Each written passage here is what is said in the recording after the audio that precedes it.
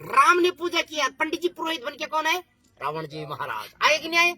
तो रावण ने जब उनका वर्ण किया तो रावण ने बोला भाई तेरा पुरोहित इस समय जो ब्रह्मा का बेटा है, ब्रह्मा ने जो इस सृष्टि में पहले पंडित बनाया वो वशिष्ठ है, वो तेरा कुल पुरोहित हो, तुम मेरे को क्यों बोला? मैं तेरे कुल पुरोहित नहीं हूँ, है ना?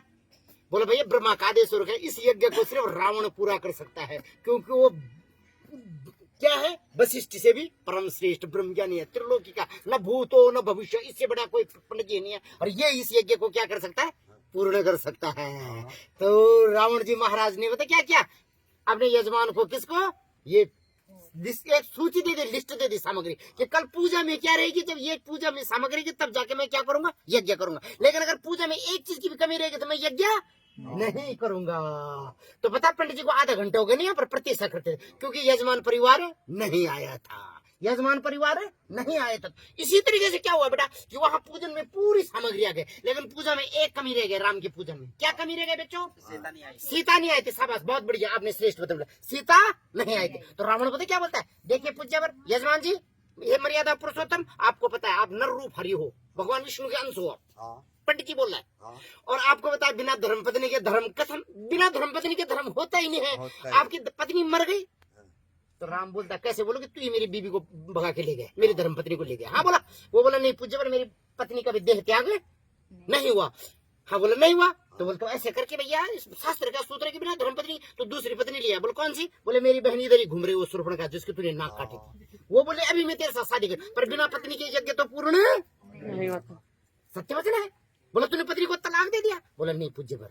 तो फिर बोले मैं तो मर्यादा पुरुषोत्तम, मैंने अपनी पत्नी को पहले दिन मुख दुखाई में क्या बोला था कि हे सीते तेरे नाम से जिएंगे और तेरे नाम से, अगर संतान परिवार का सुख मिला तो तेरे से, और नहीं मिला तो तेरे से। मेरे पिताजी की 730 पत्नियां थी। राम क्या बोला सीता को पहली बार? मेरे पिताजी की 730 पत्नियां थी, लेकिन मैं एक पत्नी व्रत रहूंगा, तेरे में रमण करूंगा, तेरे में चिंतन करूंगा, तेरे में मनन करूंगा, वंश कुल की बोलते तेरे से नहीं तो नहीं करूंगा। तो वो बोलता है महाराज जी मेरे तो एक ही पत्नी व्रत है और वो इस धराधाम में है। तो बोला आपका यज्ञ संपन्न नहीं होगा। फिर आपने पुरोहित को बुलाओ, बोला आपके पुरोहित ने आपको ये नहीं बताया? पुरोहित में पूर्ण संपूर्ण हित क्या आपकी बिना पत्नी की यज्ञ नहीं होगा। तो बताइए यज्ञ किस तरीके से किया? राम ने क्या बोला? आप राम हो सबके सब, आपका क्या जवाब होगा? तो राम ने पता क्या बोला? हे ब्राह्मण देवता, मैंने ऐसे शास्त्र में सुना था गुरुमुख से कि जब पूजा में कोई भी कमी रह जाती है तो उसको कौन पूर्ण करता है? पंडित।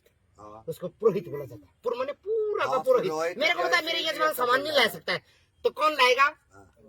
पंडित जी लाएगा। तो आपको बता रावण को जैसे पता चला कल मेरे यजमान का राम का यज्ञ है ना, तो वो सबसे पहले सीता माता के पास गया था अशोक वाटिका में, और सीता माता को साष्टांगो प्रणाम किया। माता ने बोला तुझे इतना ब्रह्म यानी तूने मेरे हरण क्यों किया? बोला माता उसमें तेरे पति की गलती है। बोला मेरे पति की गलती कैसे?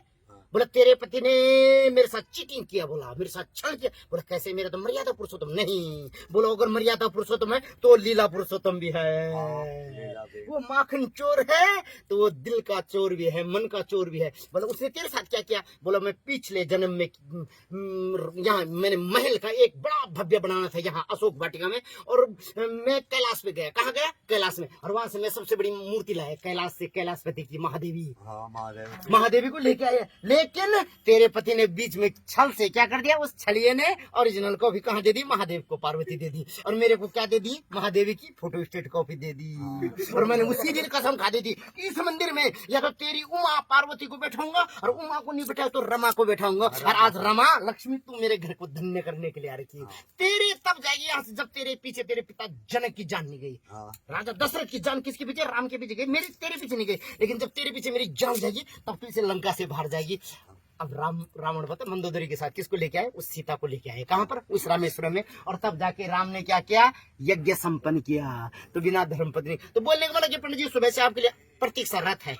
कब? जब तक कि धर्मपत्नी यज्ञ में नहीं आती है। तो कैसे लगी आपको ये प्रस्तुति? अगर अच्छी लगी तो पंडित जी को वही से क्या देना? सुभाष दे देंगे पंडित जी, आपकी जय वृद्धि हो।